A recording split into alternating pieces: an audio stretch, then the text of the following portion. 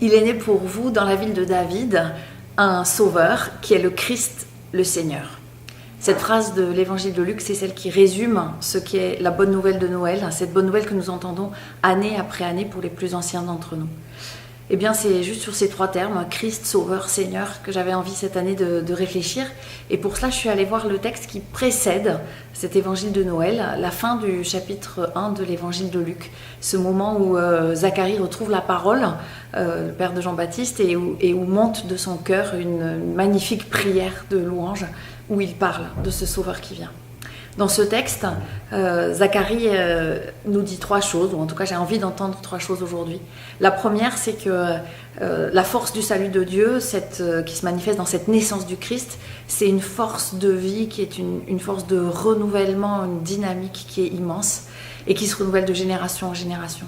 Et que cette force de vie, Dieu vient la susciter, la ressusciter, la relever au cœur de chacune de nos existences. La seconde chose qu'il nous dit, c'est que cette force de vie, en fait, elle a déjà agi dans l'histoire, parce que Dieu visite son peuple régulièrement, il intervient, et que nous avons peut-être un travail de relecture pour pouvoir simplement poser des mots sur ces traces qui ont déjà été laissées dans nos vies. Et puis enfin, il nous dit que cette force, elle est toujours nouvelle, et que peut-être c'est chaque jour Noël dans nos vies, si nous arrivons à chaque jour accueillir, faire de la place dans nos existences, pour ce renouvellement total qui est force de salut, de liberté, de délivrance, la bonté de Dieu, le pardon, la joie, la lumière. Tout ça, c'est les images qui sont employées par Zacharie. En ce temps de Noël, qui est un temps de fête et souvent un temps de fête familiale, je voudrais vous inviter à ce que chaque génération puisse trouver sa place dans cette fête de Noël. Que les plus anciens d'entre nous soient ceux qui savent relire leur histoire, l'histoire de la famille, l'histoire de leur pays peut-être, pour pouvoir mettre des mots sur l'action de Dieu et s'en émerveiller.